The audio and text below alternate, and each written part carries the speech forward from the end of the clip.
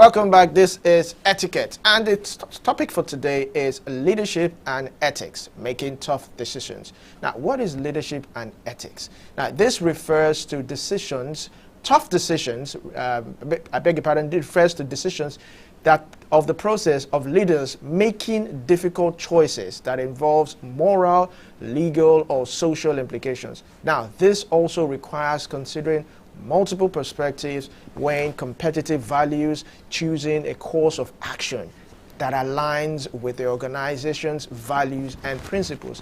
Now, these decisions may include a whole lot. Number one, resolving conflicts of interest, balancing individual and organizational needs. Also, making trade-offs between short-term and long-term goals. Addressing ethical dilemmas, yes, that is also very important, such as whistleblowing or harassment. Navigating cultural and social sensitivities, allocating resources in a fair and transparent manner. Managing crisis situations such as natural disasters or public relations crisis. Also, making decisions with incomplete or uncertain information. Now, leadership use ethical decisions making frameworks such as utilitarianism, I won't stumble on that, which means the greatest good for the greatest number.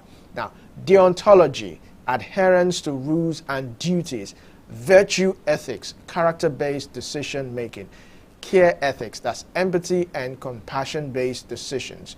Also, consider factors like transparency. Yes, of course, every institution has to be transparent.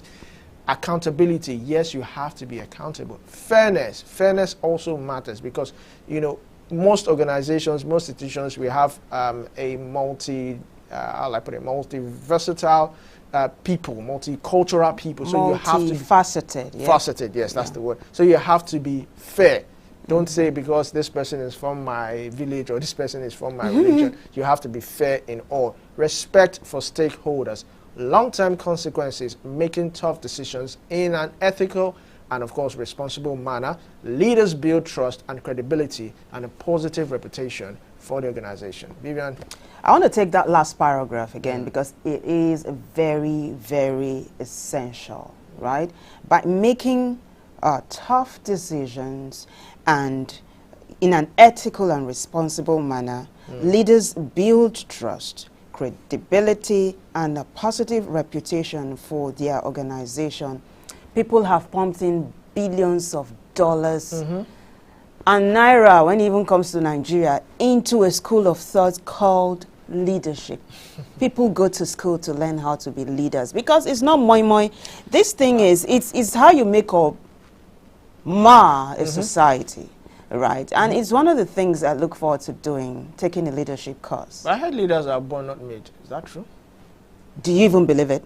Do you think our president Tinubu was born a leader?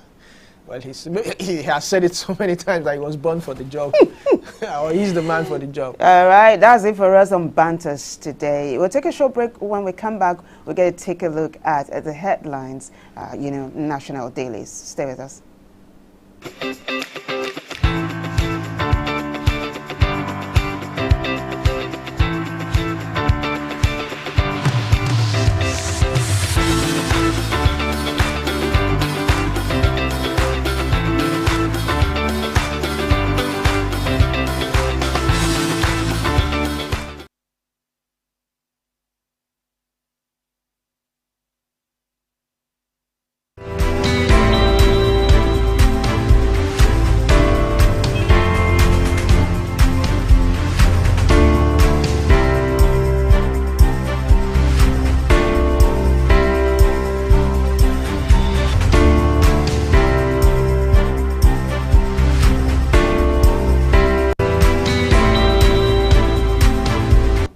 Welcome back. It is the newspaper review on the Breakfast Cafe. Now, this is where we get to review some of the dailies, some of the papers, the headlines on the national dailies. We have the Punch, we have the Vanguard, we have the Daily Trust, and of course, don't forget also that you can also join the conversation by calling 081-2182-0154. You can call us, tell us what's happening around your area. Are you getting fuel? Has fuel been available? But we'll start off right now with the Daily Trust newspaper. Let's find out what the Daily Trust newspaper has for us, if we can have it on the screen. But let me read it out here. Petrol will be available weekend. This is coming from a minister. Quite interesting. Yes, of course, if you've been on the scene, of course, petrol has been scarce alongside the increase, which the NNPCL have also denied. I have three writers to this story. Price hike shoots up cost of foodstuff. I was telling Sarah this yesterday that I went to get chicken, which I usually get for about 4,500, and now I got it for 4,700. So I wasn't even surprised because I already knew this hike in petrol would definitely affect foodstuffs. Now, the second writer says beans hit 200,000 naira per bag in Kano. Beans rather. 200,000 naira per bag. Yeah, beans. In Kano and Lagos. It has overtaken rice. Wow. Now, we have local rice goes for 140,000 naira in Kaduna. Dangote refinery to determine price October. The much awaited PMS from Dangote refinery, everybody's been hoping. And I remember earlier on, the petroleum marketers projected that petrol will sell for 400 naira from Dangote. I remember that time when they made that step. But with the price at 855, I doubt, and the NNPCL saying that Dangote in another paper would the price will be tied to Forex. Forex, yes, yeah. I doubt whether it will be lower I mean, than this 800. hanky-panky, I don't even understand it. Now, the oil is available, but Nigerians can't buy it because Dangote refinery and the federal government and the NNPCL have not been able to come to, a conclusion as to what the price might be. But we are keeping our fingers crossed. And what is even more interesting is they've suspended the sale of fuel. I mean, we have a lot of ships at the cargo, at the terminal, but they've suspended it. They even barred marketers from buying. And you know who's going to suffer most? Nigerians. Well, let's quickly move on. Just above that, we have Naira crashes to 1,639 Naira at parallel market. Beside that, businesses disrupted as Kwara tricycle riders protest fuel hike. Of course, we saw that coming. Turji must face justice. Northern elders tell federal government. Now, below that, you have a picture here. You could see what I just read earlier on the prices of beans and rice and all that. Now, below that, terrorists enslaving us to work on their farms. This is coming from Niger residents. This is quite very, very disturbing. Terrorists enslaving us to work on their farms. Now, below that, we have 3 killed as building collapses in Kano. Beside that, ICPC queries Ngige over alleged contract and job racketeering. And lastly, Burkina Faso issues new passport without ECOWAS nod. You know, they say if you are in the glass house, you don't throw stones, yeah. I remember before the APC came on board, was years ago when former President Goodluck Jonathan was the president of the country. And I know Lai Mohammed, Alhaji Lai Mohammed, and the incumbent president were very vocal about governance, and they were saying how securing the nation wasn't rocket science, and how Goodluck Jonathan was faltering when it comes to securing the nation. Now, when I see residents of the Niger State saying that terrorists are enslaving them in Nigeria, where we have a government, I mean, it's just mind-boggling. It's the authority for me that terrorists are now enslaving the people of their own state. Yeah. But I think that's all we have right now coming from the Daily Trust newspaper this morning. Well, let's quickly go to the Vanguard. Major headline says, Reps, NBA, PDP, others demand petrol price hike reversal. Okay, this is interesting. Other bodies are joining the NLC to ask for a reversal of the price of fuel. I got lots of riders to that story. Let's see if you're going to run through them. Federal government not fixing petrol prices. That's coming from the minister. The other rider says PMS prices determined by free market forces, NNPCL. Other rider says further hike looms as NNPC says 897 naira per litre. not market reflective. Next rider, federal government, economical with truth on local refining, fuel price, and subsidy. Whoa, this is coming from NECA. Now, there's this picture here on the front page of Vanguard, and let's see what's talking about. Worsening petrol scarcity is what the picture is saying, and it depicts long queues and, you know, roads that look very free. Now, if you're in Lagos at this time, you won't be scared of traffic because there are less cars plying the roads. Well. Let's see what this other story is saying above the masthead. It's coming from the FOCAC. It says Africa-China trade partnership hits $280 million. Let me take that again. Africa-China trade partnership hits $280 million. The other story here says Army arrests student over kidnap and murder of FUNAP student. I know there was a lot of uproar in the office yesterday when we're talking about this particular serial killer who's done it once, twice, and this is the third time. And I remember what my colleagues were saying in the office yesterday was that the parents have been in the know and they kept mum. But he's been arrested by the army and handed over to other authorities that are going to prosecute him. Last but not least now, oh no, I got more stories, but this one says uncertainty surrounds petrol supply from Dangote refinery amid ongoing scarcity. This is a good caption. I like it because it tells the story. Get details of the story, page 4. And we have something here for sports lovers. Yeah, says Super Eagles will prove self against Benin, Rwanda. Awuni assures. Man, it's going to take a lot to revive the trust of Nigerians in the Super Eagles again. But hey, that brings us to the end of what we have on the front page of the Vanguard. All right, we move swiftly to the Punch newspaper this morning. On the Punch newspaper, it says here, NNPC ties Dangote petrol price to forex rate, just like I read earlier on. Just one rider to that story here, it says, NNPC begins lifting Dangote refinery petrol September 15.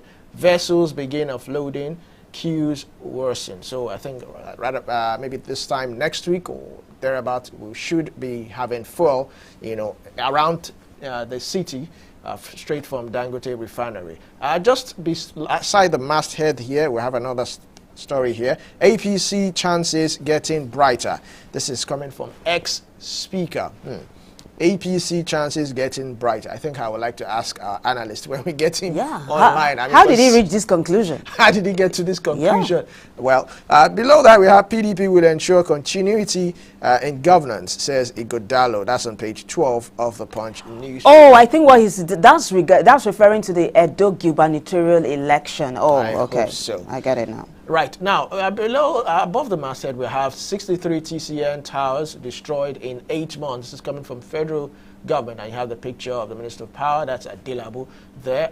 Beside that, massive flooding to hit 7 states soon, says government. I think we really need to take this into consideration. Now, ICPC grills Ngige over NSITF contract. I'll take that again. ICPC grills Ngige over NSITF contract. That's on page 14 of the Punch newspaper. Now, below that, we have terrorism financing. Police to quiz Ajaro September 25th. So this terrorism financing cases has not died down.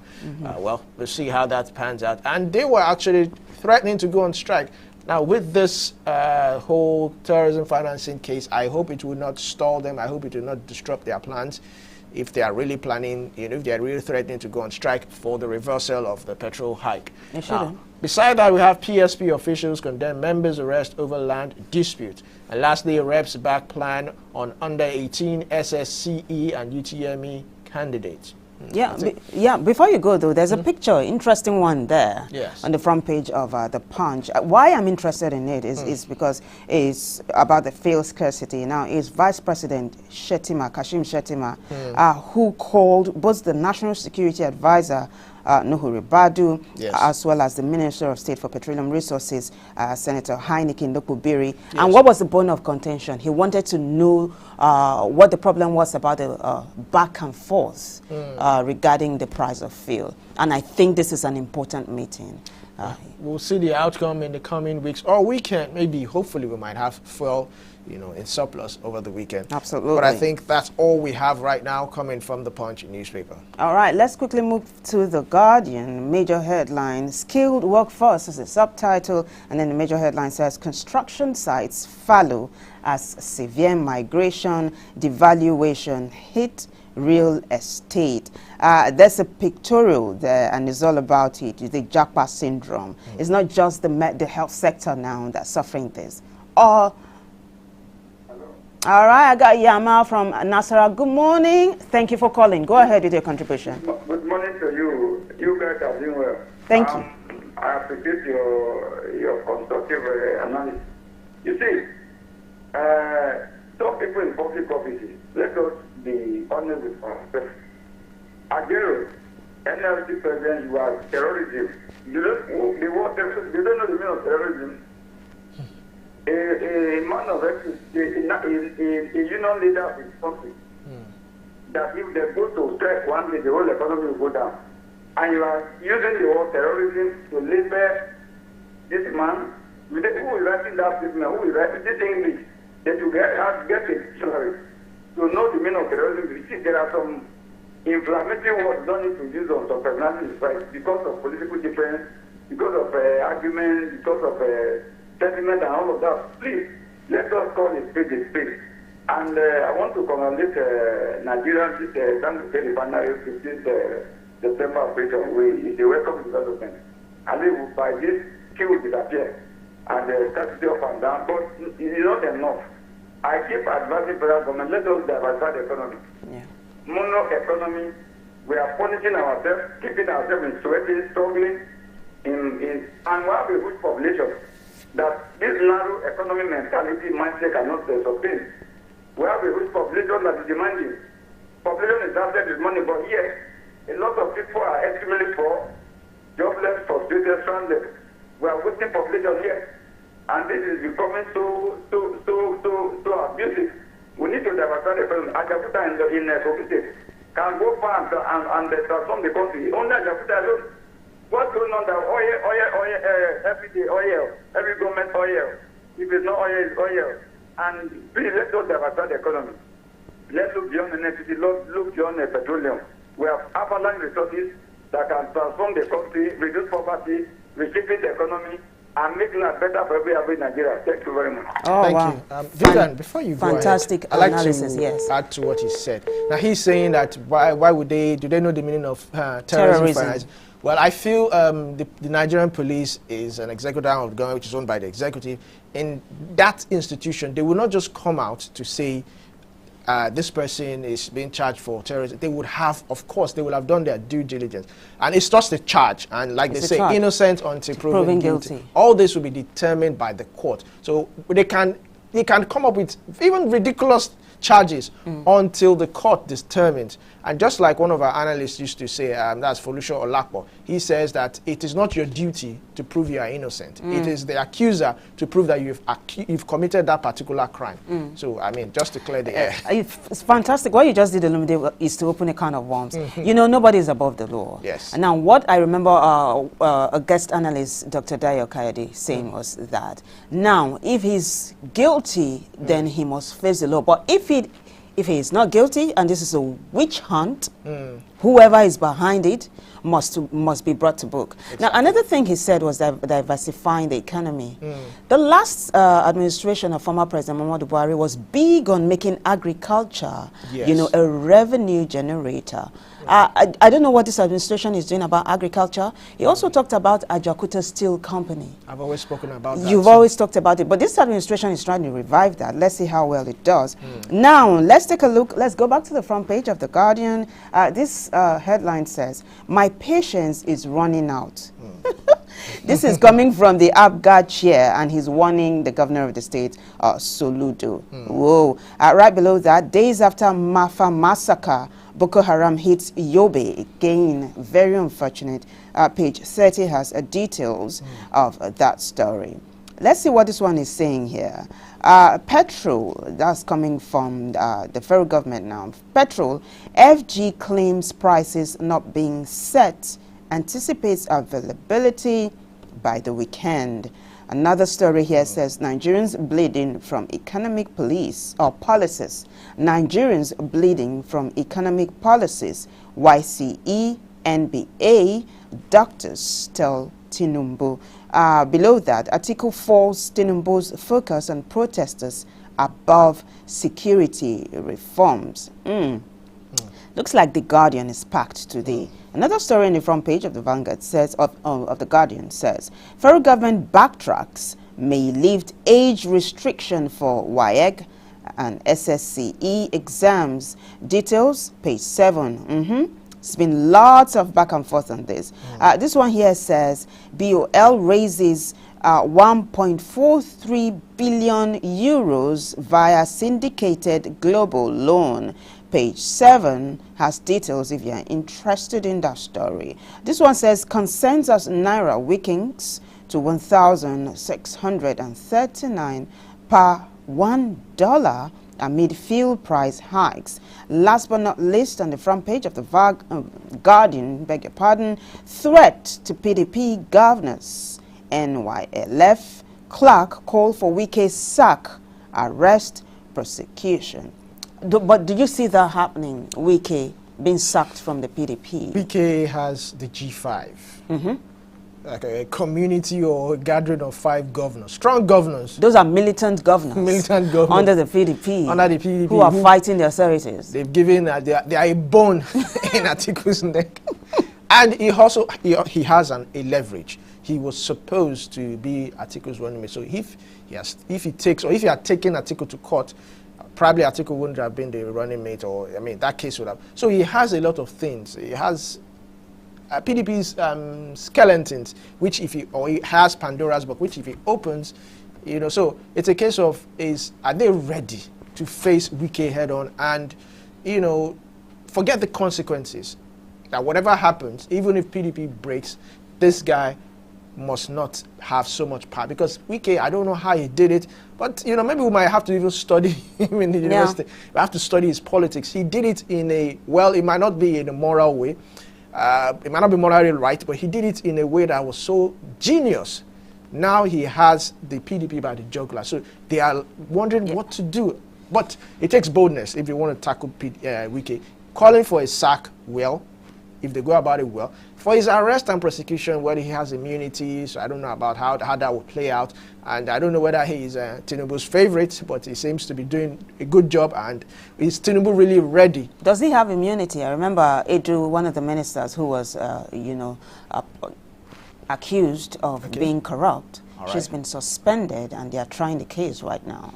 Yes. So Wike might be tried if they need, if there's need for it. But the thing is, one of that guest analysts says that why Wike has the PDP by the jugular is because he's one of their major financiers. Right? Yes. He brings the pepper. So let's see how this whole thing goes. That wraps it up for us on the front page of The Guardian, as well as this first segment of the newspaper review. We'll take a short break. When we come back, we'll come back with a guest analyst as we dive deeper. Stay with us. Bad production can kill a great content idea. Do you want to have a photo shoot, audio production, or do you need a professional voiceover artist? Do you simply want unmatched cinematography, video production, or just event coverage, such as weddings, birthdays, or burials? Or do you need a space for meetings or conferences? All these are possible with High Impact Studios. Don't bring down your creativity, let's help you take it high and out of this world with our state-of-the-art equipment and first-class studio space. We give you the quality you deserve at the best rate. For more details, call 0706 393 5694 or 0915 958 1881. High Impact Studios, the future.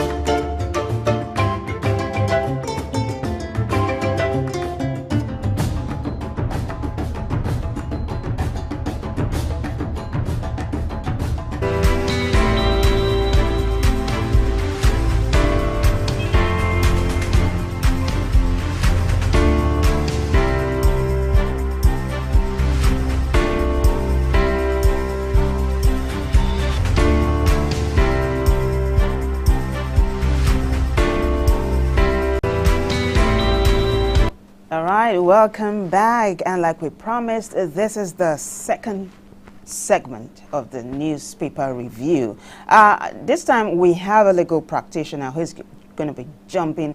Yeah, he's going to be jumping on the show with us as we really delve deeper. He is Izuchukwu Oboko. Always a pleasure having you join us, Izuchukwu. Good morning. Good morning. Thank you so much. Thank you. So let me just quickly take you to this last headline Olumide and I talked about. There was a little bit of arguing as to if the PDP can pull it off. Let me read it out for you, right? On the front page of The Guardian, the PDP is threatening to... Okay, they're actually calling for the sack of Wike, his arrest and his prosecution. Do you think this is feasible? I do not think it is feasible. I do not think it is feasible, but can PDP do it? Yes, they can. It ought to have even happened long before now. Okay. I cannot seem to understand why a bona fide member of PDP has been appointed a minister in a government formed by an opposition party. In fact, at the point where he was appointed, that is when disciplinary actions ought to have been taken against Wike. But some are of the opinion that Wike is a major funder of PDP and PDP activities. And so going against Wike will further polarize the party. But one man cannot be bigger than the party. It is what it is. If he has been found to have carried out anti-party activities, then they should proceed in line with the party constitution. Okay. All right. Also, an additional question. Do you think that this is coming from the party himself or has to do with the rift, the long-standing rift between Wike and Atiku? I do not think that it really matters what source. I mean, something was going to be the trigger. Very recently, at a gathering of PDP governors and members, Wike attended, and he was said to have threatened the entire governors in that meeting. Talk of some temerity. I'm telling whether it is boldness or what do we call that? Right? But Wike did threaten them, and I believe that threat must have resuscitated the conversation around his punishment for anti-party activities. Whether it is from his rift with Atiku or from his recent threat, if a member of a party has been found to have committed anti-party activities and the party feels strongly about bringing down the weight of a disciplinary process against such individual, I think they should proceed. All right, let's address the elephant in the room right now. You see, it's a major headline across the, most of the national dailies. Now, let's take a look at what it says on the Vanguard, front page of the Vanguard. It says representatives, the NBA, which of course you will be interested in, the PDP, others are demanding for a reversal of the price of petrol. What's your take on this? I think that the government has not been honest about Nigerians on what is happening in the entire petroleum industry. To be very honest with you, I heard somewhere that the reason for the recent increase, or one of the reasons for the recent increase, as allegedly said by the Minister of Petroleum, is to prevent exportation in the sense of illegally individuals or business people or marketers illegally exporting the petroleum product out of Nigeria. For me, that is neither here nor there. That cannot be the solution to preventing illegal exportation of petrol prices. What happened to the model proposed by Dangote? Not like it is new, but Dangote has said they are going to install trackers on petrol tankers. This is not new. It's not just on petrol tankers. Private companies install trackers on their delivery vehicles. Companies that have a lot of fleet for operations, they install trackers on their vehicle. This is not something that is a rocket science. Trackers tracking devices have existed for years, if not decades even. So I don't think it's a good solution. And yes, Nigerian government is not honest with Nigerian people about what is truly happening. The price of petrol should be reversed with immediate effect. Okay. All right. Also, the NNPCL have tied the price of Dangote Refinery's petrol to Forex. What do you think about? Is this a good move, or what do you think about it? Please, could you explain further the question? All right. Let me quickly pull off that particular thing. It's on, I think, the Vanguard newspaper. All right. Yes. Okay. So on the Punch It's on newspaper, the Punch. NNPC ties Dangote's petrol price to Forex rate. So do you think this can actually work in this economy? Looking at what the dollar today is to Naira, it's about over 1,600 per dollar today. Do you Yes. think this can actually work? Do you think this will not drive Nigerians? I don't even know where to drive them to. Well, I think we should allow Dangote work out the mechanics of the price. If it's acceptable to Nigerians, let them patronize him. If not, I think we have alternatives What in alternatives? the NNPC, in the NNPCL. Okay. Are you there? Are you done? Are you there? Is Can it? you hear me? Yes. Are you done with that particular question? I believe so, yes. Okay, now let's quickly take a look. It looks like the NBA has become very vocal, right? There is this other headline on the front page of The Guardian. It says that Nigerians bleeding from economic policies. The NBA and doctors and the YCE are telling President Tinubu. Now, like I said, the NBA has become very vocal. What's one of the worst economic policies that this government has embarked upon for you? What do you think? For you? The worst economic policy. You know, things are really unfolding. Yes.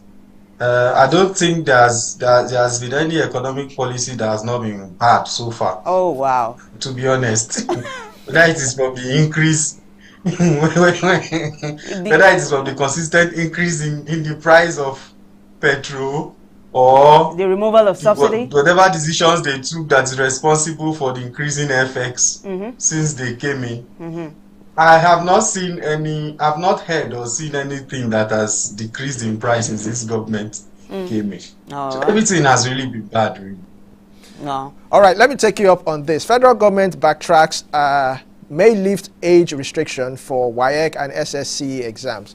What's your thought on this? I know there's been a whole lot of that is the most sensible thing to do. I remember I was here a few weeks ago, and I made my thoughts known that how does one even sit down and come up with that kind of policy? It is retrogressive.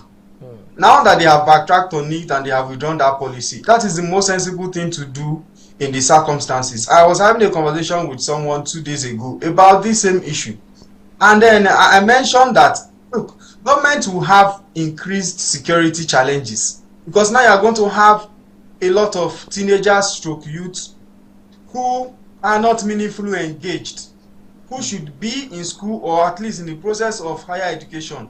Among the females, you are going to now have increased number of teenage pregnancy and children out of wedlock in a country that already has a lot of other challenges to deal with. In some, you have a larger youth population who are displeased with government policy, who by no fault of their own have been prevented from proceeding further with their academic destiny. I don't think there's any youth in any country who would take that lightly.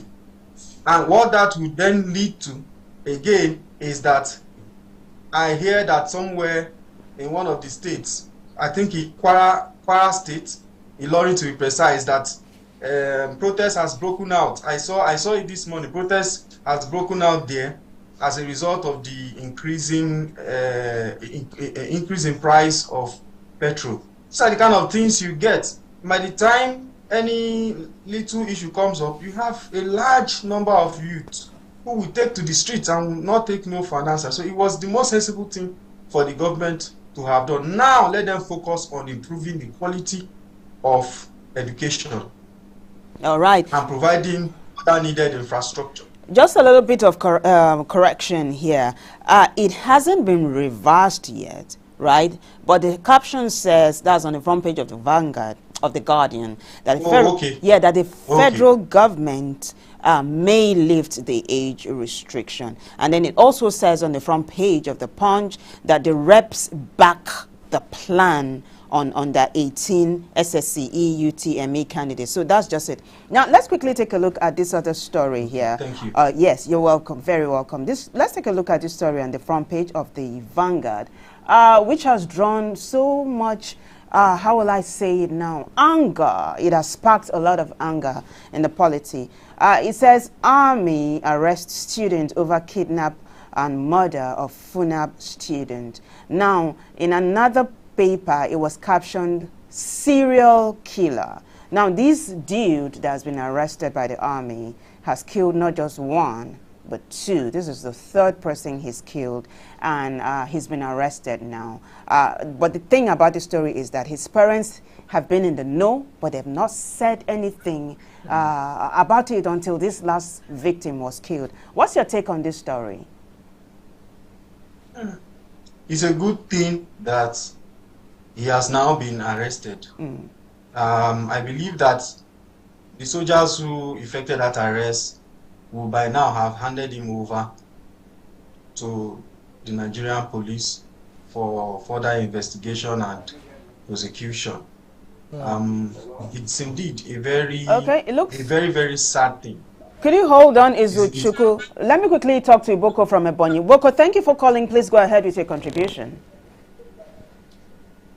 Hello, can you hear me? Absolutely, we hear you. Can you hear us? Yes, I can hear you. Good morning. Good morning. Go ahead, please. Yes, I think we are the first person in the studio, and we know that if Nigeria knows there is a problem with Nigeria, this joint government policies for today did not start today. It's a leadership problem that Nigeria is suffering from.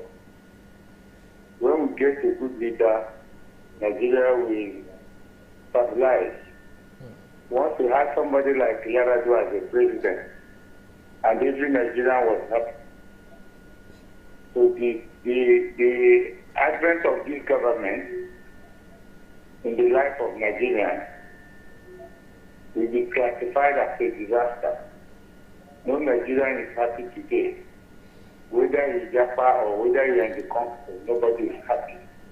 Because they have taught the real center of Nigerian existence.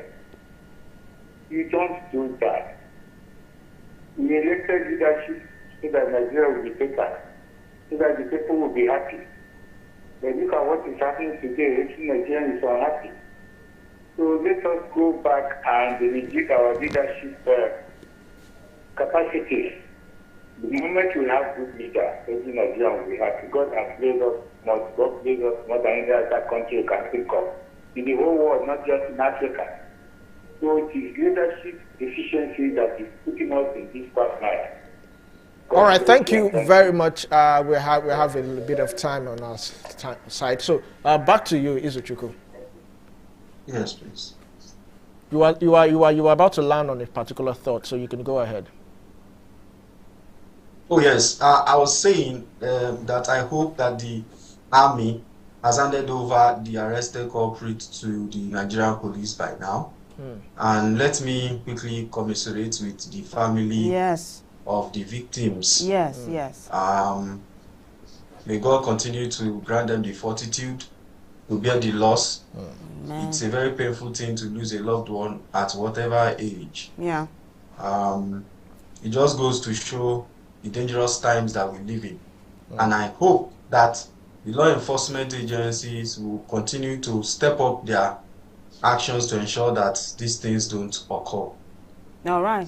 Along that lines, before Olumide comes in, let's talk about terrorism. Yeah, terrorists enslaving us to work on their farms. That's coming from residents in Niger State. It's on the front page of the Daily Trust. Does this alarm you, Izuchukwu? Very, very. It is. It just goes, if it is true, it just goes to show how much confidence that terrorists have gained over time. And it raises issues around what gains is the government making in this area. There have been times when we had terrorists take over three states in the northeast. So now that there are reports, because when terrorists come out and they hold people to hostage to work on their farm, if this story is confirmed to be true, it is true. What are law enforcement doing? Very recently, I saw in the news that the Minister of Defense had ordered all the service chiefs to relocate to the northeast states until this terrorism. So what is the impact? The location of service chiefs to states that are prone to terrorism is not new.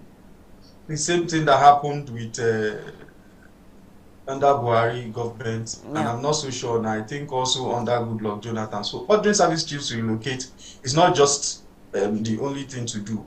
What are the benefits? There was a time when we were able to secure this country and no external element or disgruntled element took control of any portion of our territory. What is really going on now? Is the government truly honest about this fight against terrorism, despite the billions that are being spent on this fight? It alarms me. It does alarm me. All right, lastly, before we go, I'd like us to quickly look at this terrorism charge, terrorism financing, police to quiz Ajaero September 25th. What are your thoughts about this? We had a caller who said that this terrorism financing, probably the police do not even understand the meaning of terrorism finance, but I believe they do. They understand that. But, you know, for the police to come up with this kind of capital, how will I put it, enormous charge, I'm sure they do have their evidences and all that. But what are your thoughts, basically? And I remember that the NLC also have threatened to probably go on strike against this petrol hike. Do you think that all this might kind of like disrupt their activities? Let me start with the first one. In the course of my practice, I have seen lawyers. I have seen the police prefer charges that cannot be proved in any court. I have had the opportunity of representing some clients. In fact, in one particular instance, the matter did not go beyond the very first stage. After the prosecution led their witnesses and then we cross-examined them, it was obvious even from my cross-examination that this has no business in court. At best, it is just a civil matter that should have been commenced by another process. At best, if at all there is any case in it. So yes, those instances occur. But you see, it's not just so much about the charges preferred. For instance, Nnamdi Kanu matter is up. Trial has not gone, no progress has really been made with regards to trial in Nnamdi Kanu's matter. He's been granted bail, he's been rearrested and remanded. Ordinarily, by now, we should have been concluding trial for such serious charges. So we have seen state agencies being used to unnecessarily prosecute citizens. This is why the leadership of NLC is worried that this may be a similar situation where there really is no charge or the police can't prove their charge, but for whatever it is worth, they have the power to investigate and to prosecute, which can be used arbitrarily. Just hold your thoughts. I'll be right back. Frank from Warri, good morning. Thanks for calling. Go ahead. Good morning. I just want to Frank, please, before you go ahead, please kindly, please hold on. Please kindly turn down the volume of a television set. It's interfering here. Yeah, thank you. Have you done that? I want to answer a question directly to the federal government. We from Niger Delta, we are not enjoying anything from the federal government. And moreover, the direct question I just want to ask, this crude oil we are taking, they are buying the crude oil from the ground when the Niger Delta holds. They are selling to that container. Then two, the buying from the ground now is our forefathers, they are under the ground measuring this crude oil for this federal government for them to sell and measure for Dangote. So that's my question. Because this crude oil, we don't have any gauge, we don't have any meter to measure this thing from the ground. But these people continue to export this crude oil and sell to international countries and sell to us here, that we are still suffering in Niger Delta. Thank you. Thank you. Quite big one. That was Izuchukwu, the ball is in your court. Do you want to respond to Sam from Warri? I know he was talking about the exploration of crude oil in the Niger Delta. I didn't quite get all of the things he now, said. he said they're still suffering, that they keep taking crude from the Niger Delta region, but that the residents are suffering. That he also said that they don't know the amount of crude that is being extracted per day. And this is a major issue. How do you not know the amount of crude you extract? You know, so those are his the things that are bothering him right now. Yes, about the first one, I want to believe that those who do that extraction, they know. The petroleum industry is one of the most organized sector. In fact, the ones that have not been extracted is also known. So they know if that information is not available in the public space, it's just what it is, not available. But they know. As regards suffering, yes, the issue of people in the Niger Delta suffering is not new. This has reached a few individuals, you know, who government continue to pay to ensure that there is peace in that region. That because our economy is based largely on revenue from crude. And so any instability in that region affects government economy, especially in this trend, and this is not when you would want any form of instability. So is there suffering in the Niger Delta? Yes, it's not new, right? It's for the stakeholders in the region to continue to engage the government to ensure that the challenges are solved and the challenges are resolved, you know, from time to time. That's a safe place to land. That was brilliant. Thank you so much, Izuchukwu. Izuchukwu Boko is a legal analyst, and of course, I dare to call him a legal practitioner. I dare to call him a public affairs analyst right now.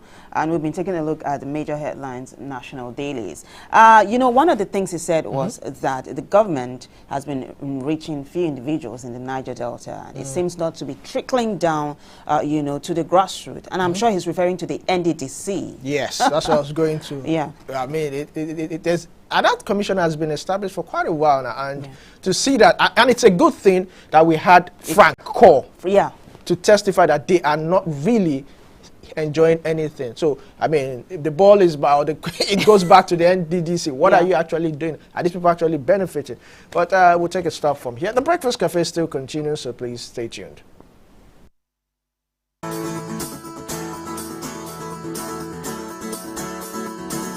Harangue. Harangue. Harangue.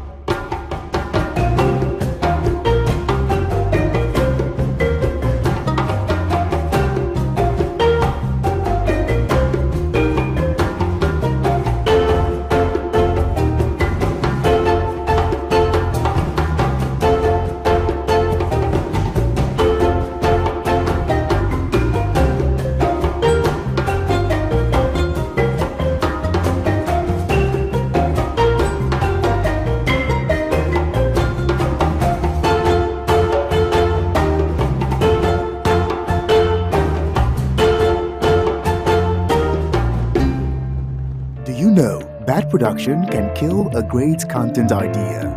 Do you want to have a photo shoot, audio production, or do you need a professional voiceover artist? Do you simply want unmatched cinematography, video production, or just event coverage, such as weddings, birthdays, or burials? Or do you need a space for meetings or conferences? All these are possible with High Impact Studios. Don't bring down your creativity, let's help you take it high. And out of this world with our state-of-the-art equipment and first-class studio space. We give you the quality you deserve at the best rate. For more details, call 0706 393 5694 or 0915 958 1881. High Impact Studios, the future.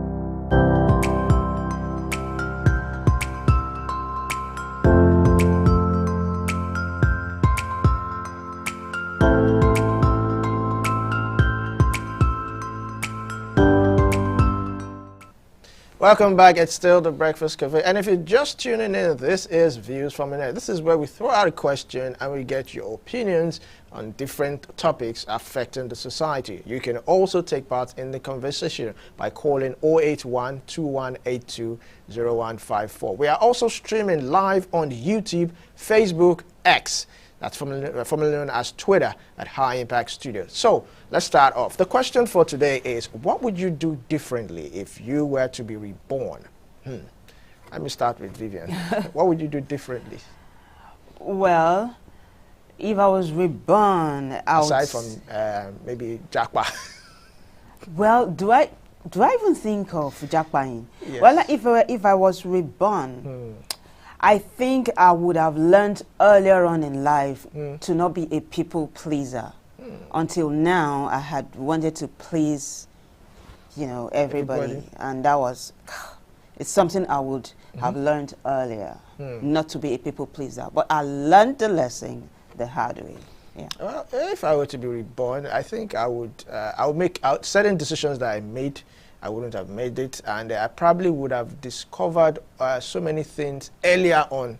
I'm the type of person that when I notice certain things, I just procrastinate. Aha. And I learned that the hard way. Yeah. All right, so let's start off. If I were to be reborn, I would approach life with a sense of wonder and curiosity. I would embrace every experience, both good and bad, as an opportunity for growth and learning. I would be more present in the moment, appreciating the beauty and simplicity of life. This is Tunde from Ibadan. I think he said something that really caught my attention. I would enjoy the moment, every moment. I sometimes, in the heat of wanting to quickly move forward, wanting to quickly grow, we forget to enjoy that moment. So now when we now reflect back, I mean, when I always wanted to be an adult. And when I became an adult, reality struck with bills and the rest of them. And I missed the childhood. But when I was a child, I wanted to grow. I just wanted to, like, the first time I just wanted to leave my parents' house. I wanted to be independent. I just wanted to be independent. I think that, oh, when I'm independent, I'll have money. But now, man, I miss those days when I had to wake up and just not think of anything, not worry about anything. Yeah, I mean, think I like what he said. Tunde struck a nerve, I'm telling you. He said, I would be more present in the moment, appreciating the beauty and simplicity of life. You know, in one of the segments of Banters, one of the things we talked about was mindfulness. Yes. Enjoying the red hot moment right here, right now. Thank you, Tunde. That was a good one. Kayode from Egbeda says, if I were to be reborn, I will prioritize my mental and physical health. I'll take care of my body through regular exercise and healthy eating, and nurture my mind through meditation and self-reflection. I'll also be more open to seeking help when needed. Kayode, beautiful. Thank you. I like that. I like what he said. You know, your physical and mental are protecting that, because just like you said earlier on, you trying to please people, that also could affect one mentally, because you're always trying to do things to make people happy, forgetting that sometimes it might hurt you in return. Let's move on. If I were to be reborn, I would use my voice to make a positive impact. I would speak up against injustice, advocate for those who cannot speak for themselves, and use my words to inspire and uplift others. I would be a force for good in the world. This is TT from Lagos. I like that positive vibe. I like that, how you would use your voice, you know, to fight for others, fight for the deprived. I like that. Yeah, it's good. I got John from Yabatek, and he says, if I were to be reborn, I would approach relationships with empathy and understanding. I will listen more and judge less, seeking to understand the perspectives and experiences of others. I'll build strong, meaningful connections with those around me. I mean, this for me is the crux of the matter. Knowing how to empathize. That's what it is. Thank you. I like that. That was a let's good one. Let's take the next one rather. If I were to be reborn, I would make more risk. I would take more risk and embrace uncertainty. I would travel and explore new cultures and pursue my passion with reckless abandon. I would live life on my own terms and refuse to let fear hold me back. Akindele from Aja. I think what Akindele is trying to say is he would live life, he would be a carefree person and just be in the moment, like you said. He's an adventurer. An adventurer. But this one concerns me. He says, I would pursue my passion with reckless abandon. Oh my gosh, that sounds dangerous. But hey, Akindele, thank you. Do you? I do me, right? Well, let's find out what Queen from Great Yabatek is doing. If I were to be reborn, I would do several things differently. Firstly, I would be more mindful of my relationships and nurture them better.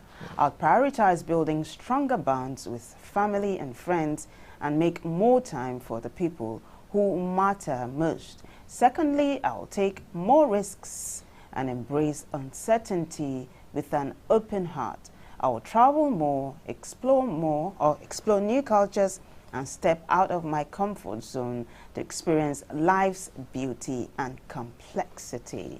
Queen from Great Yabatek. Beautiful, because life truly is about beauty and complexity. Thank you, Queen. All right, the next one is from Latifa. Now, Latifa says, I would focus on personal growth and self-improvement. I would read more, learn new skills, and challenge myself to become a better version of myself. I would also be more intentional about my impact on the world. I would use my talent and resources to make a positive difference in my community and the environment. This is Latifa from Aja. I like that. Very good, Latifa. I like your name, by the way. Well, Kike from Yabatek says, I believe that being reborn will give me a fresh perspective and a new chance to live life to the fullest. Life is a precious gift, and we should make the most of it. If I were to be reborn, I would want to live a life that is more intentional, meaningful, and fulfilling. I would want to learn from my past mistakes and experiences and use them to become a better person. That is Kike from Yaba. Fantastic. Thank All right, you. the next one is Unwosu. Now, Unwosu says, if I were to be reborn, I would prioritize self-awareness and introspection. I would seek to understand myself and my place in the world, and cultivate a sense of acceptance, self-acceptance, and self-love. I would also be more intentional about practicing self-reflection and journaling. This is Unwosu from Enugu. I think most of the people are talking about self-awareness, self-respect. You know, most comments we're getting has to do with people wanting to improve on their mental health and all. I think I like that. Growth is the word, yeah. But there's something Wosu says is going to be doing, which I think most people don't do in this climb. Journaling. I like it. You journal. Yeah. Do you do it, Olumide? No. It's a good thing, though. Well, I got Maria from Lagos, and Maria says, if I were to be reborn, I would prioritize spiritual growth. Aha, I like it. And development. I would seek to deepen my connection with myself and the world and cultivate a sense of inner peace and wisdom. I would also be more intentional about practicing mindfulness and meditation. Maria from Lagos. Maria is my kind of person. That was a good one. Thank you. All right, this is Justin from Abuja. He says, if I were to be reborn, I would focus on building a positive and supportive community. I would seek to uplift and empower those around me and create a safe and inclusive space for everyone. I would also be more mindful of my impact on social justice. Justin from Abuja. I like the last part, but more mindful of social justice. Quite interesting. But there's something he's also said. He said that I'll focus on building a positive and supportive community. It's good. Maybe we'll have him in government. Yes! We'll start with him being a chairman. Well, let's see what this one says. I think it's Justin from Abuja, right? Yes. Justin from Abuja says, if I were to be reborn, I would approach life. We're taking Justin. That, yes. Oh, I'm so sorry, Justin. I got Nifemi from Mushin, and Nifemi happens to be our last contributor, and he says, if I were to be reborn, I would approach life with a sense of purpose and direction. I would prioritize my goals. The producer keeps interrupting me. I'm sorry for that pause. Yeah, so let me take it all over again. Nifemi from Mushin. Nifemi from Mushin says, if I were to be reborn, I'll approach life with a sense of purpose and direction. I'll prioritize my goals and values and seek to align my actions with my passions. I would also be more intentional about seeking guidance and mentorship. Whoa, I think Nifemi sat down and thought this out. This is a well thought out one, Nifemi, and it's fantastic. I like it. Now you see what he said about aligning his passion with his aspirations in life. Unlike one of the other contributors who said he was going to embrace his passion with reckless abandon. You know, I also like how he said it. You know, approach life with a sense of purpose and direction. Sometimes, you know, we just try so many things, we don't really have purpose. And in a country like Nigeria, whereby there's so much uncertainty, you don't even know, starting from when you sit for JAM, you sit for a particular course, and you don't get that course, and you're being offered something else, and you say because you just want to, graduate early, you just want to get into the university, you take that course, you graduate, you take a job, and before you know it, you find yourself doing something you don't really enjoy, and you now sit back and wonder that, how did I get here? And you know, Olumide, doing what you don't enjoy, gosh, that's a form of death. For me, when I do what I don't enjoy, I'm dying. You know, so this thing about knowing what you want to, who you want to be in life, selecting the right course and all of that in school is essential. That's why the roles of guardians and counselors are essential in schools. Yeah. Right? I don't know if you had one of those though. Well, we didn't. I think there was.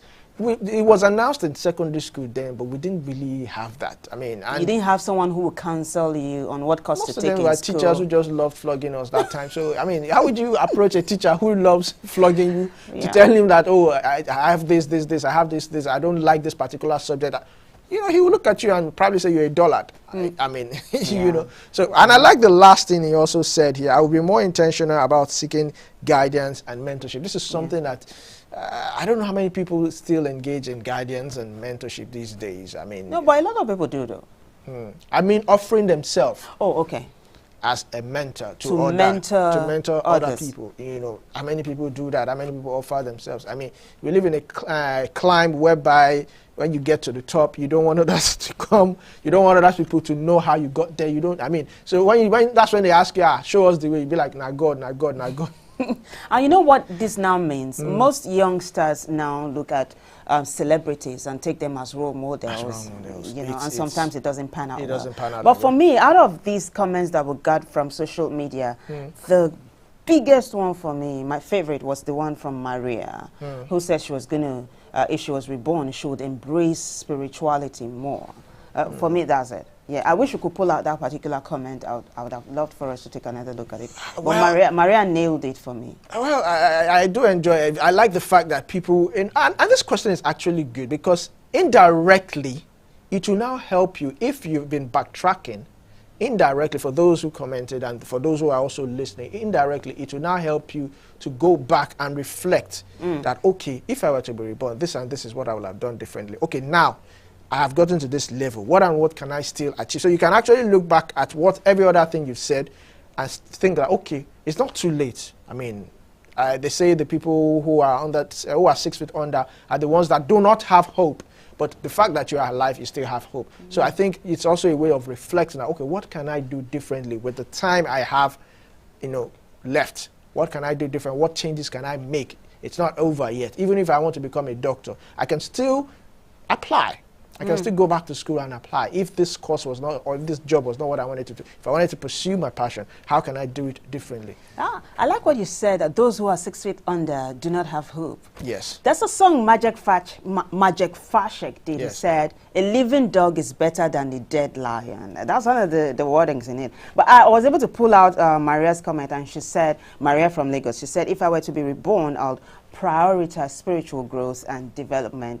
I would seek to deepen my connection with myself and the world and cultivate a sense of inner peace and wisdom. I'd also be more intentional about practicing mindfulness and meditation. Recently, it was reported that Elon Musk sold one of his major properties and went to live in one very small apartment. What's Elon Musk searching for? Inner peace. Inner peace. I like that. Yeah. I think this is where we get to wrap this segment up. It has been illuminating. Thank you to everyone that contributed. We'll take a short break. When we come back, we'll discuss something more topical. Stay with us.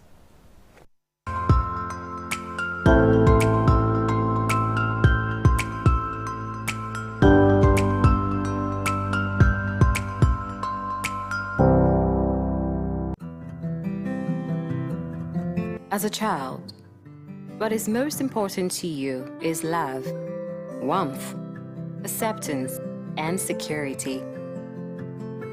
But as you grow, there is a paradigm shift in the way you approach life. The interest you lose in some things, you pick in other things. Sometimes, the road is smooth. Other times, it is rough. Every step of the way comes with a new hurdle to scale. You win some, you lose some. You laugh hard, you cry hard, but at the end, you look back with a fulfilling smile and say, what a ride. High Impact Television equips you with what you need every step of the way. Do you know bad production can kill a great content idea? Do you want to have a photo shoot, audio production, or do you need a professional voiceover artist? Do you simply want unmatched cinematography, video production, or just event coverage, such as weddings, birthdays, or burials? Or do you need a space for meetings or conferences? All these are possible with High Impact Studios. Don't bring down your creativity, let's help you take it high. And out of this world with our state-of-the-art equipment and first-class studio space. We give you the quality you deserve at the best rate. For more details, call 0706 393 5694 or 0915 958 1881. High Impact Studios, the future.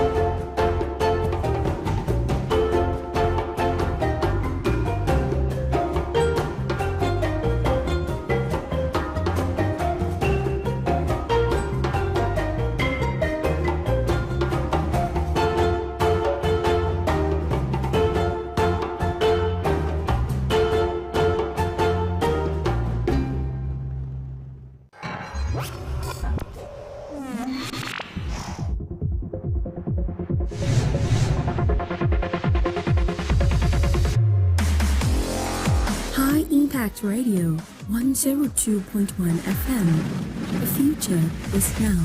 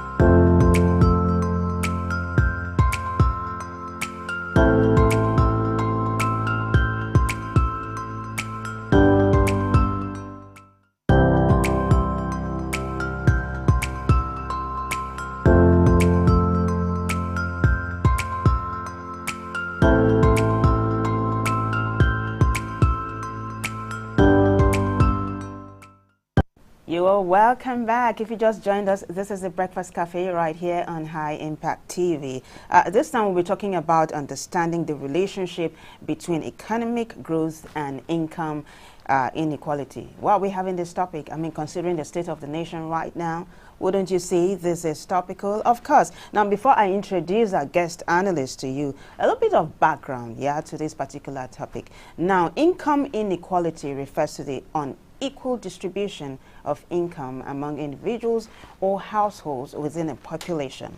Now, it occurs when a small portion of the population earns a disproportionate and large share of the total income, while the majority earns a smaller share.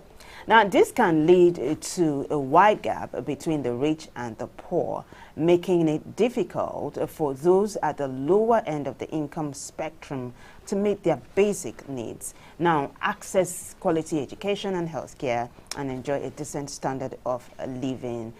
Inequality can be caused by various factors, including differences in education, skills, and job opportunities, as well as discriminatory practices and policies.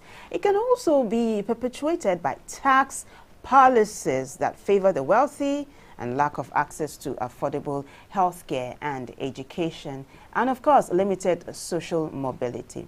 Now, the effects of income inequality can be far-reaching, including reduced economic growth, like eating once in a day, or not having or in need to buy a house when you need to, increased poverty and crime rates, and a decreased social cohesion.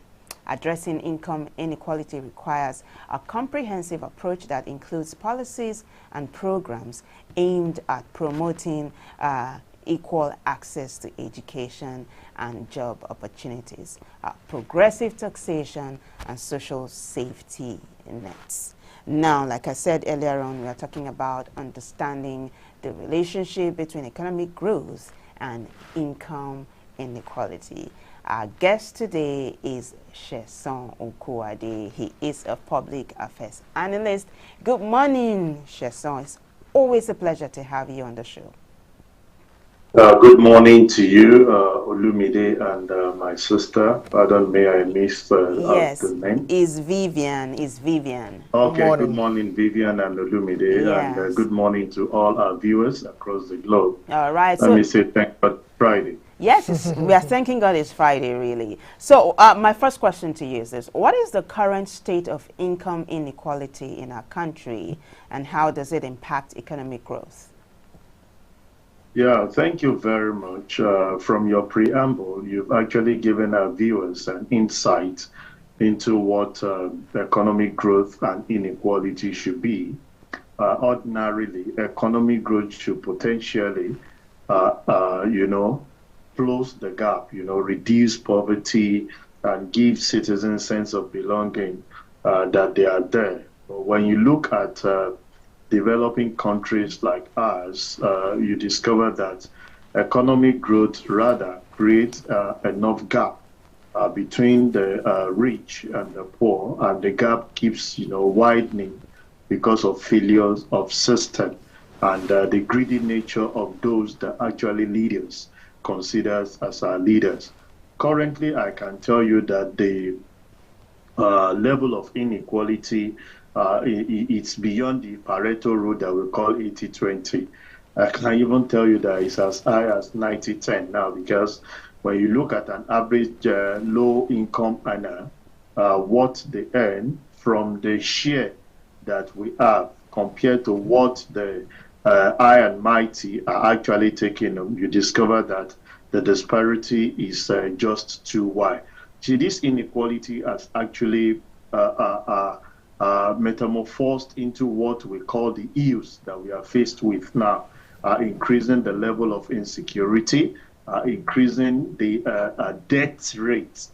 I'm sure you and I understand that the failure of our health system has actually put serious pressure on every low-income earner of accessing quality health care. When you look in terms of education, I was reading something yesterday of the current cost of tuition fee of some tertiary institution.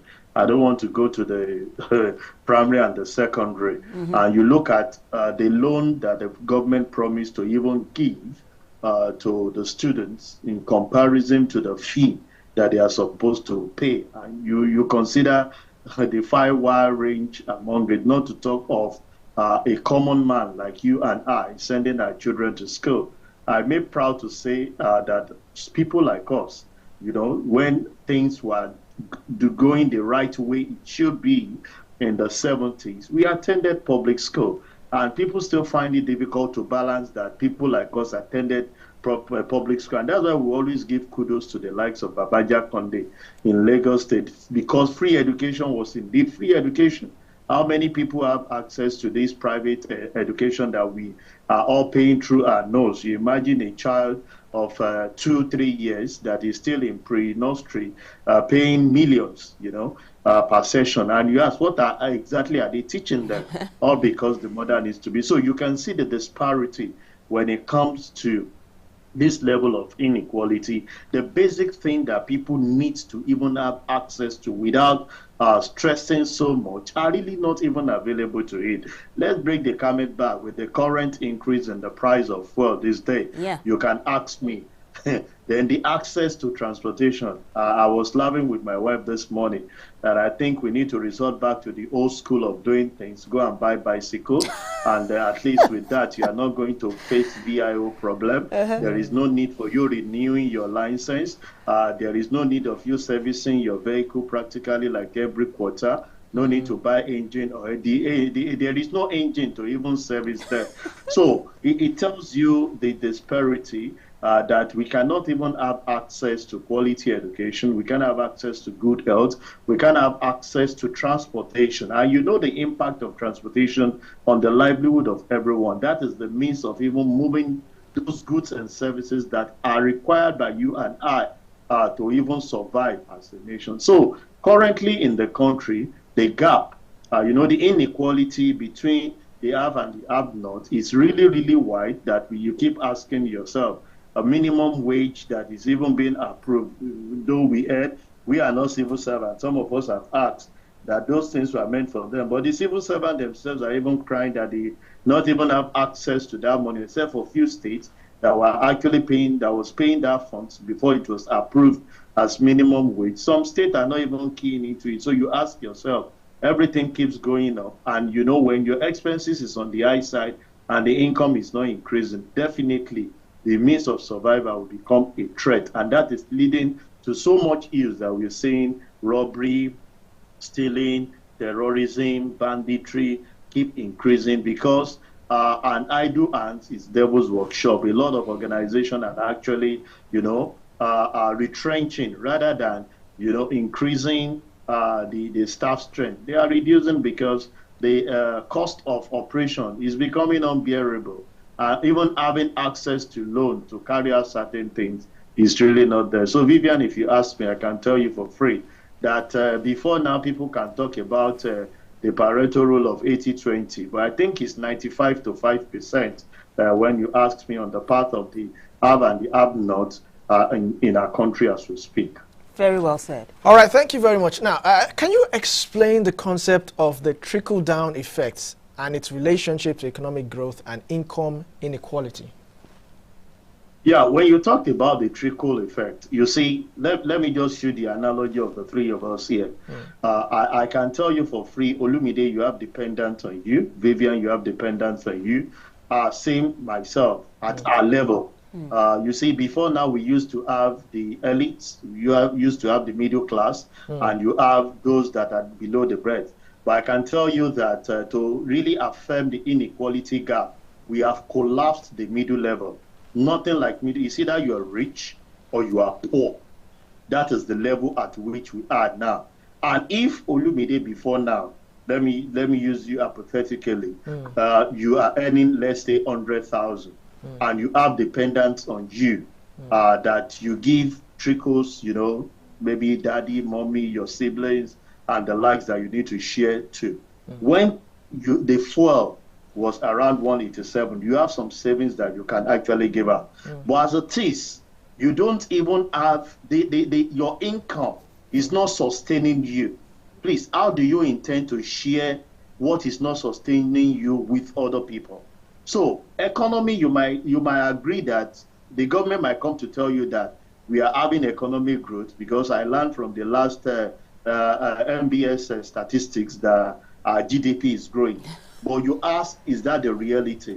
The strength of the purchasing power of an individual as you speak suddenly gets to negative. So the trickle effect of it is that if you that people are looking up to cannot even sustain yourself, how do you on your part get to that other area? And you see, one interesting thing that is really happening, which I feel our leaders need to look into, is rather than them investing back in this country, we move some of the so-called funds out of the country to develop other clients. See, I will tell individuals, nobody is supporting corruption, but give it to people like Dangote, who will choose to invest in this nation.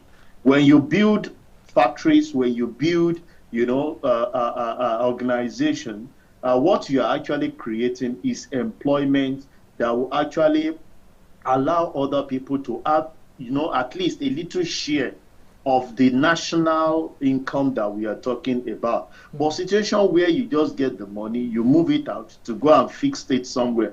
Even if you fix locally in the financial institution, you are not helping the economy. It is when you create the environment for people to actually plug in for productivity. That's when you are growing the economy. And that's when you can reduce the inequality that you're talking about. If you are empowered, you can imagine if few of us here are empowered to the extent that I can, sacrifice to give maybe my siblings few funds to carry out. They can go ahead and be doing small business like maybe selling recharge cards, doing this POS transfer, mobilize, and they'll get little income. But situation where that they are dependent on, you are even struggling to survive.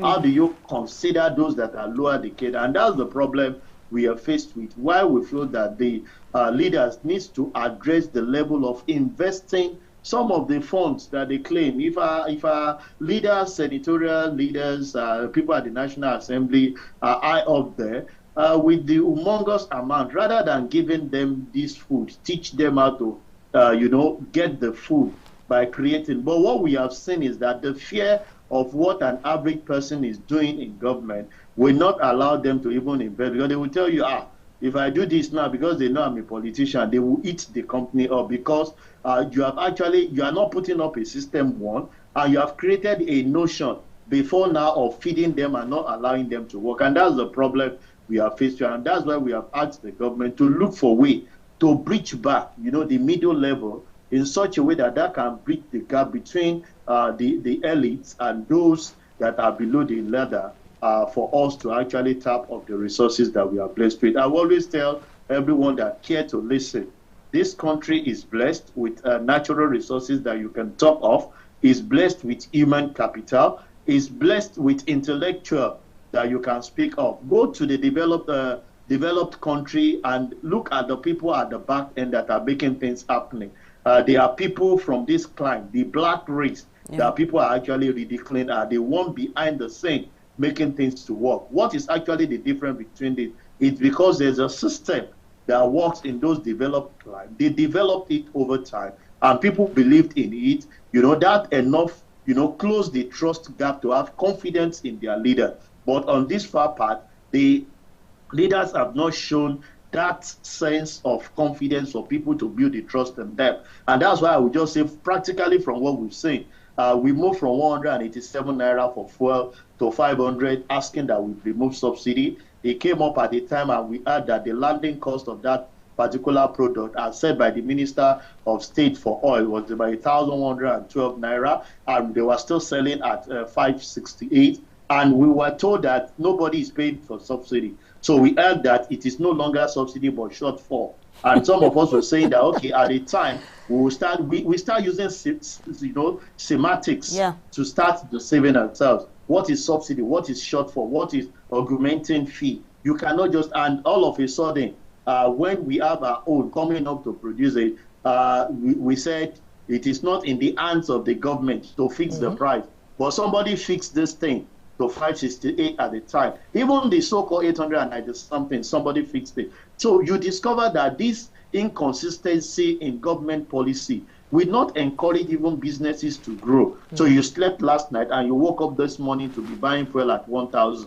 So if you are giving quotation or LPOs to your client, and you are expecting delivery of such things, how do you make those businesses to grow? So let me come in here. Let me come in here, Sheson, because we're trying to wrap up. You talked about earlier on how Nigerians are blessed and how they are doing great things outside the country. You just re-echoed the thoughts of one of our callers from Ebonyi. But, on the papers this morning, front pages of the papers, the NBA said that the government's policies are impoverishing Nigerians. We also have businesses that have been decrying multiple taxation. Please, in a minute, how do tax policies influence income inequality? And what reforms do you think could help reduce the gap? Yeah, well, the government, this administration, while they came in last year, did something that is noble. Or some of us are actually having the other thought, because after 1 year, we are not seeing so much impact. He set up a fiscal committee headed by Taiwo Oyedele, and part of the focal thing that we're actually concentrating on was the aspect of reducing this multiple taxation that every businesses are facing. Up till now, we're still having that the document is being put in place. From what I heard from my friend Taiwo Oyedele, they said they have actually completed the documentation. They are going into the implementation stage. So let's see what becomes of it, for the remaining part of the year with the implementation of some of the so-called policy. Because the head of that committee has been an advocate of saying that we should reduce the level at which we multitask people with taxation. So we've heard that the documentation is ready, it's been sent to the House. The government is giving them approval on the area of implementation. If that can be worked on, I can tell you it will save a lot of things. You can hear from part of their report saying that they intend to even make use of the state actors in making sure that they galvanize rather than local government coming. This one is coming. You, as a business owner, you have understanding of the taxes you are supposed to pay at a particular time, what the rate is like. Not every individual, coming at different time to ask for different, the same tax in different form with different name. Just the same way we are hearing different semantics in terms of subsidy and shortfall and augmentation fee. That's a safe place to land, Sheson. You've been fantastic on the show this morning. Thank you for coming. It's a pleasure, Vivian Olumide, and I wish you a very pleasant weekend. Thank you. Have a good one too. All right. Sheson Kwade is a public affairs analyst and he's done so well. Olumide, something he said that stuck for me. In fact, that's the clincher for me. Bring back the middle class, and so that you're able to bridge the gap between the first and third class. That for me is a takeaway. Well, I would like to be positive here. If we could bring it back, if this government can actually bring back the middle class, it would be a fantastic thing. Absolutely. And this is where we get to wrap up this segment. We'll take a break. When we come back, the show continues. Stay with us.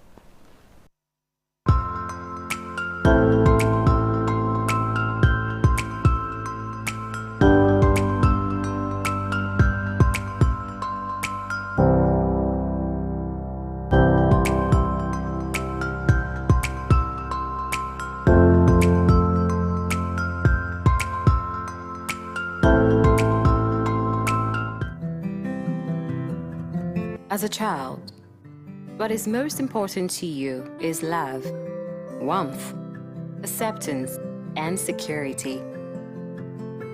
But as you grow, there is a paradigm shift in the way you approach life.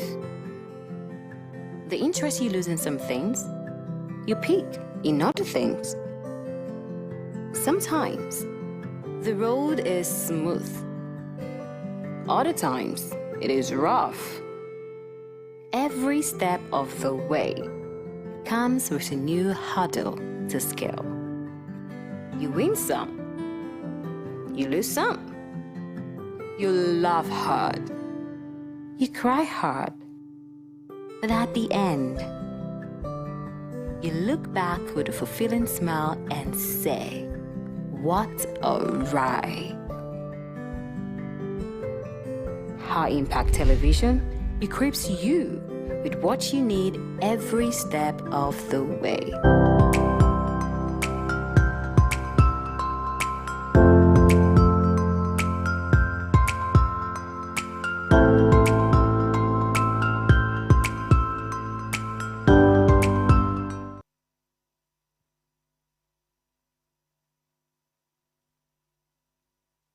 Yes, this is the segment we have been waiting for. This is where we get to play games. This is where our producers come up with different games to, shall I say, pick our brains, or we brainstorm, whichever one.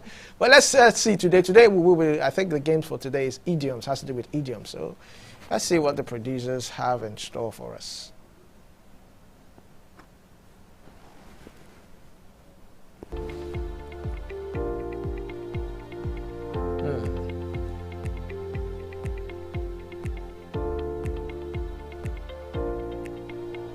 I think this has to do with the elephant in the room. Yeah. Yes, the elephant in the room. Oh my God, to say we even mentioned it today. Yes. Yeah. The elephant in the room. Yeah, yay. At least I got this one. That was good. Yeah. That's kicking the bucket. I like that.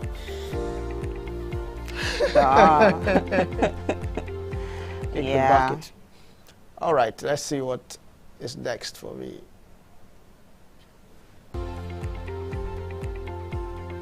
Wow. This one is tricky. This one is tricky. Stones.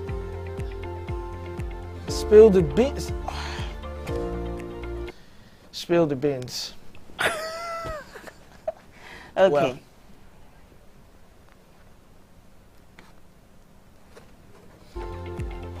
gosh, what's this? Gosh, what's this?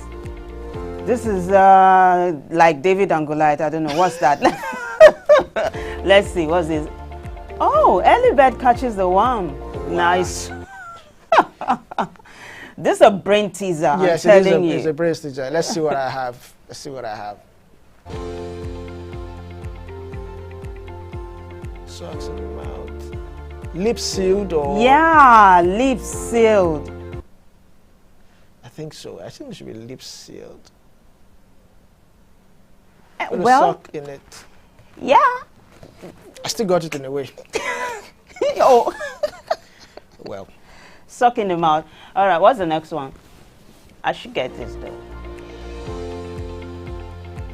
Man, this is like Medusa now. Medusa. No. Yes. Yes. Put your ears on the ground or something. I don't know.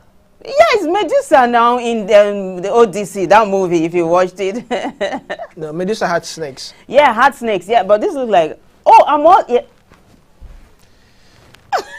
You have to really, look at the picture and understand and dissect it. This is very stimulating. I'm telling you, it's good. Let's see. It's raining cats and dogs. Yay! It's good. Awesome. Okay.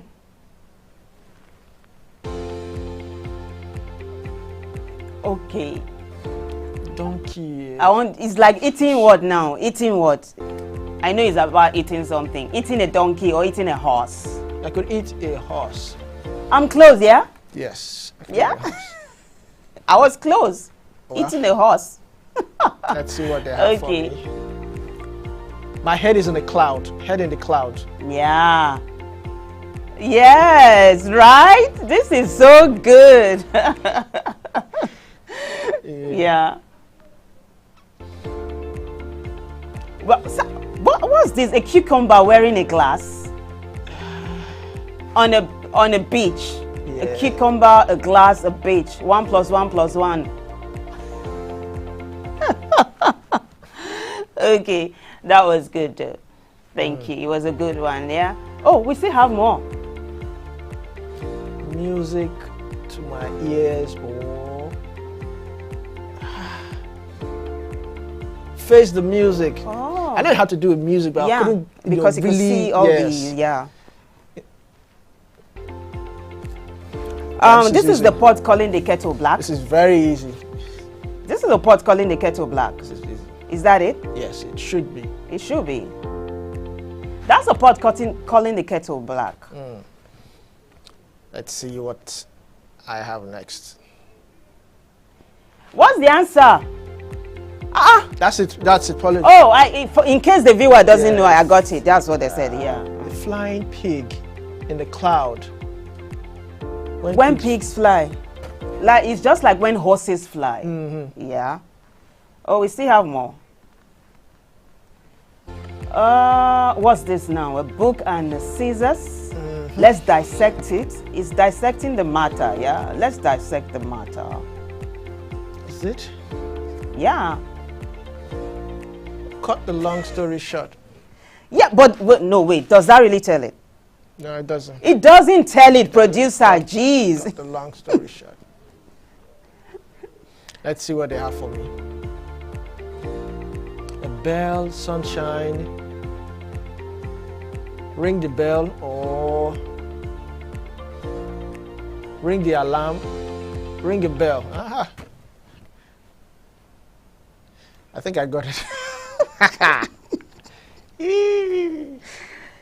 Well, thank you. I think that's all we have right now. Well, thank you. That was a good one, Olumide. Yes, it was a good. I'm happy that at least. What they're saying, enjoy your coffee. What coffee? Don't make me blow the whistle right now. I'm just going to blow the whistle. It's been a lovely one. So yeah, let's quickly have the weather forecast and we'll be right back. Yeah.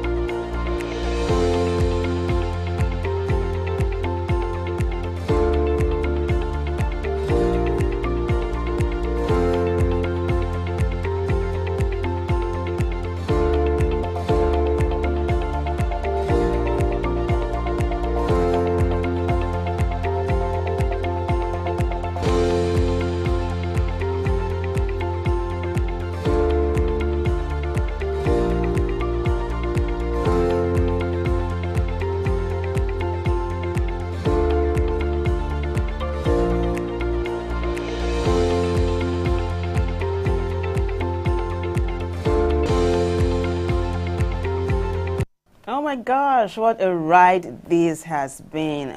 I mean, our callers, you were on point. Those that sent us their contributions when we talked about, views from the net, the contributors, you were awesome. Producers, technical team, everybody that made the show a success today and all through the week. You've been awesome. But the bigger thanks to you, actually, it goes to you, the viewer, for always sticking by us. Usman from Sokoto, I hope you're fine. You've not called in a while. We do hope to hear from you on Monday. So until I come your way again, I am Vivian Oguche, and I hope you have a fantastic weekend ahead. Bye. Also, a big thank you to all our guests who took part and shared their thoughts. Don't forget you can also follow us on all our social media pages at High Impact Studios, at High Impact TV, and the Breakfast Cafe _. I am Olumide Shokoya. See you again next week.